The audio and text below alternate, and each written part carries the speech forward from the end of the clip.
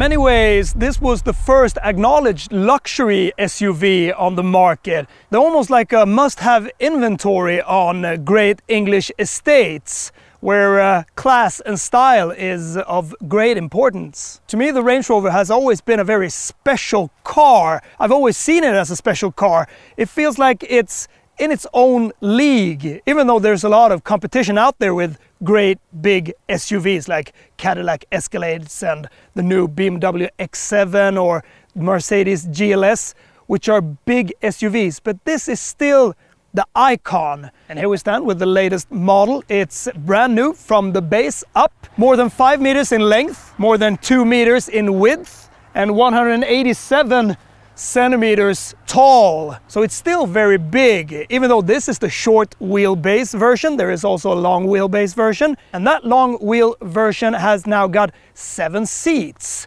And this one has also got 4-wheel steering, which works brilliantly. You might think that this car is very tricky to maneuver around in town and in some tighter spaces, but it's not. It's very, very maneuverable. You can turn it around so quickly. You don't think you can do that with such a big car. But, you know, in tight spaces and this light steering, you can almost do it with one finger. It's a lot better than a lot of smaller cars. And on the road, it leans very gently. You know, a car this height, it should lean, but you don't fall out of your seat in any way. So it's very enjoyable to drive. Sure, the steering is a bit numb. You don't get that immediate feedback that you would like, but I think it's rather okay. You just put this one in drive and you just roll off. That's what this car is all about. This is about cruising in ultra luxury for your passengers and to arrive well rested. So its ego is still intact and it's got some performance to match that ego. This 4.4 liter engine produces 530 horsepower, 750 newton meters of torque. It can do 0 to 100 in 4.6 seconds. And it's got the 8-speed gearbox together with a 4-wheel drive system. And the engine is so smooth as you roll away. You don't notice the gears as they pop in from one to another. And it's just so relaxing, this car. The Range Rover has always excelled in being a good all-rounder, and it's good all-rounder with its powertrains as well. Where you get plug-in hybrid, 4 cylinders, you got 6-cylinder engines, but in this one we got the 530 horsepower, 4.4 liter V8 turbocharged engine, which derives from the BMW. I like plug-in hybrid, so I think that one is interesting. I would like to try that one out. But of course, it's very macho to have this V8 engine as you push the throttle a bit extra up and it roars with those 530 horsepower and 750 newton meters of torque. But this car is not really made for driving fast. Maybe on the motorways, well, you can go fast there. A big steering wheel, which all big cars should have. But then you can get into this mode here with the dynamic settings. You can get the spring in dynamic, you can get the gear shifting in dynamic, you can put it in sport, and the engine in dynamic. Well, sure. It's got some V8 sporty character, this engine, because there's a lot of power, but 2,500 kilos, that's a lot to be tucking around in the corners. But we'll see about that when we take it on our little track.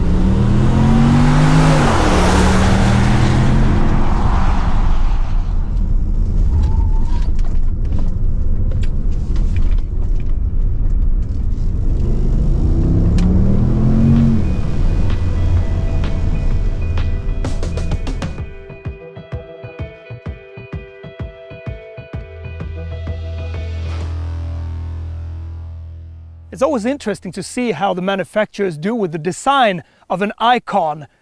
It's always very subtle in the design elements and the makeups, and I like that. So this looks as it always has been.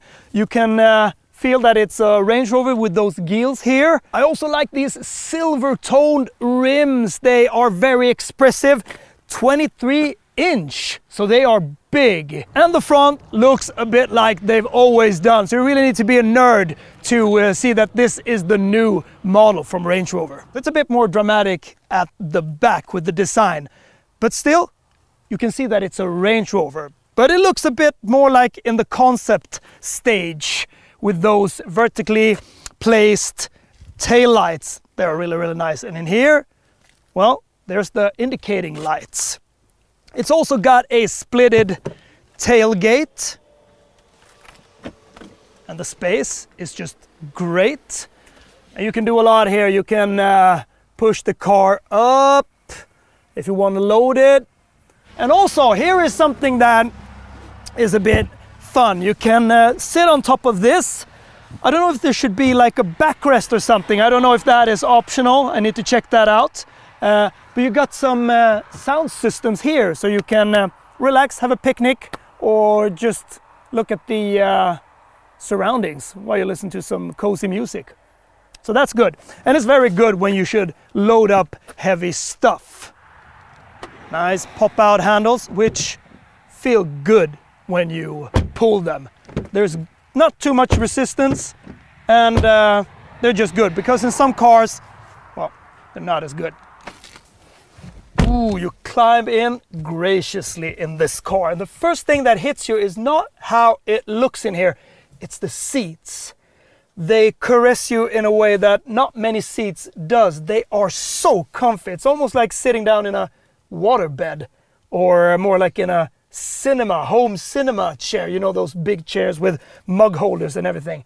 And then you might say, is that good? Is it good that it's that soft? But you can set them in so many ways. You know how to recline your backrest, your headrest, and how to push the chair forward and backward and down and up. So when you do that, well, you get the chair here, or the seat, sorry, the seat, and then you can push everything, you know, from shoulders to your neck,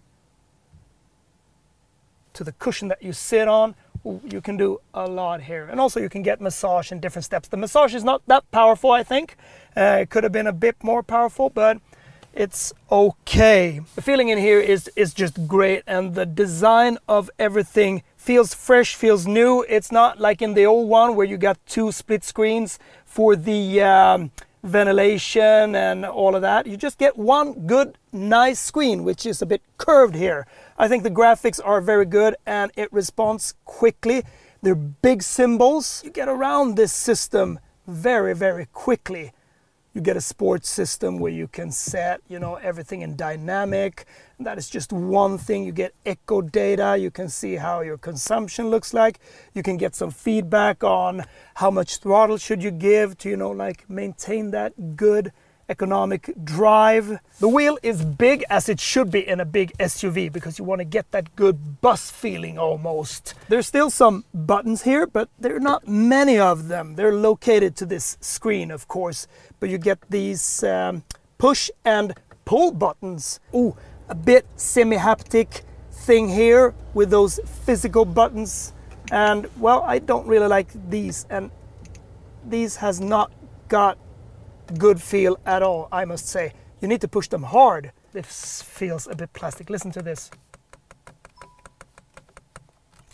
I don't like that, but the wheel feels very, very luxurious. Those long paddle shifters here in aluminium, very nice to wrap your fingers around. Wireless charging here, storage, and here you got two big cup holders, and you get a little refrigerator here, which gets very, very cold. You have these as well.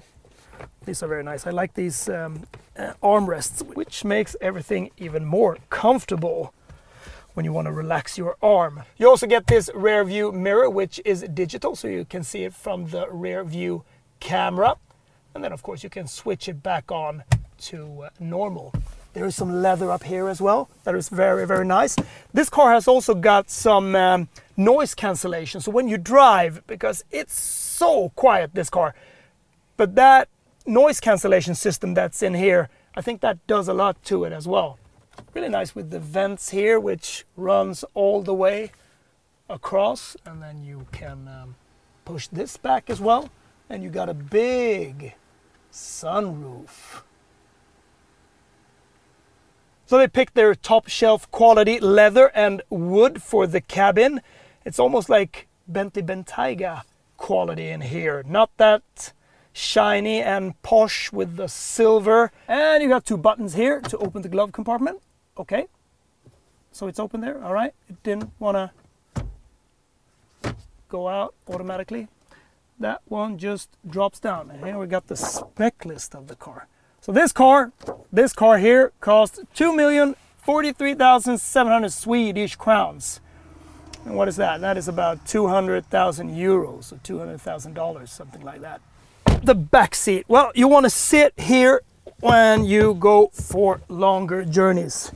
You step in here, and the first thing you can do is to get this armrest down, and this allows you to start your screens. So I'm starting my screen here. We can start that screen as well.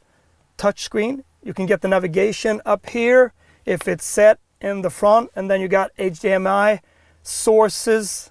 I think you yeah, here's the outputs for the HDMI. Look, something that is missing here is the vanity mirror. That is just a mirror that you pick up to study yourself, or when you should do your makeup.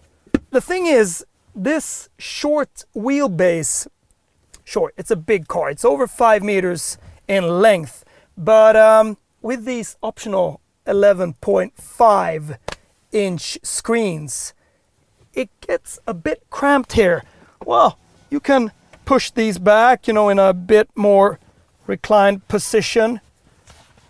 These headrests are just great. It's like on an airplane, which you can form around your head. So that is just excellent. Cup holder, you push that.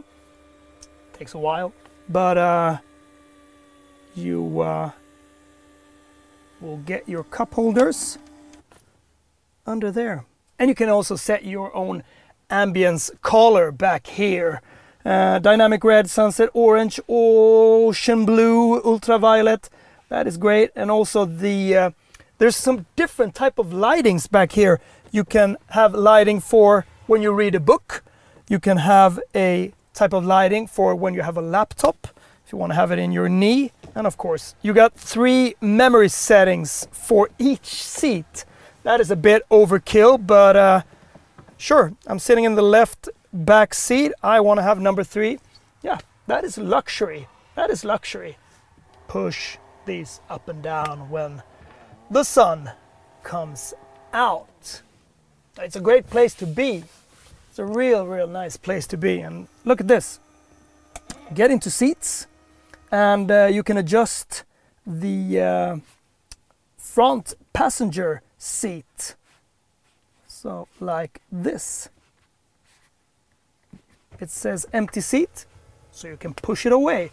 So the one that sits in the right rear seat, well, he or she can get a lot more space, especially if they want to push it back and they want to have a nap. That is really nice. And you can see that the screen also tilted down a bit. It's just cozy in here. It's also very comfortable when you drive on very uneven surface, like here at a hard gravel road, which is muddy and a bit, you know, stomped. You can barely notice that you drive on this type of surface. A lot of potholes, but it swallows it so well. It's just incredible. Look at that. Wow, it's like a boat with that spring travel that it's got. What you can do here as well is that you can put it into mud and wheel tracks. Okay, let's see how it does here then. almost becomes even softer. It's impressive. As always with these Land Rovers, when they get into a bit tougher action off-road, they deliver. To summarize, it still holds its majestic aura or gracious type of SUV class and style. And it's just become even better. It's silky smooth. It was some time ago since I drove something that was as smooth as this. It caresses you all the way, and you can just go for so many kilometers on so long journeys with your passengers, with your family. It's super luxury. You get all the things that you need. And from a driver's point of view, it's just a breeze to drive. It's fun in a relaxing way. But as we noticed on our lap time there, it isn't really suited to be driven hard on the track. It looks fun, and it is rather fun, but it's a bit too numb. And I don't like that you can't really switch the ESP system completely off, but it really kills it. So when you get hard into a corner, it cuts the power, and then it takes some time, and then it floors it again. So that type of sport behavior, it's not meant for the track. I just put it into drive and relax, because that's what this car is all about. Really done a good job here to maintain that big SUV luxury first class standard. So well done, well done. I don't find that many flaws with this car, actually. It's good.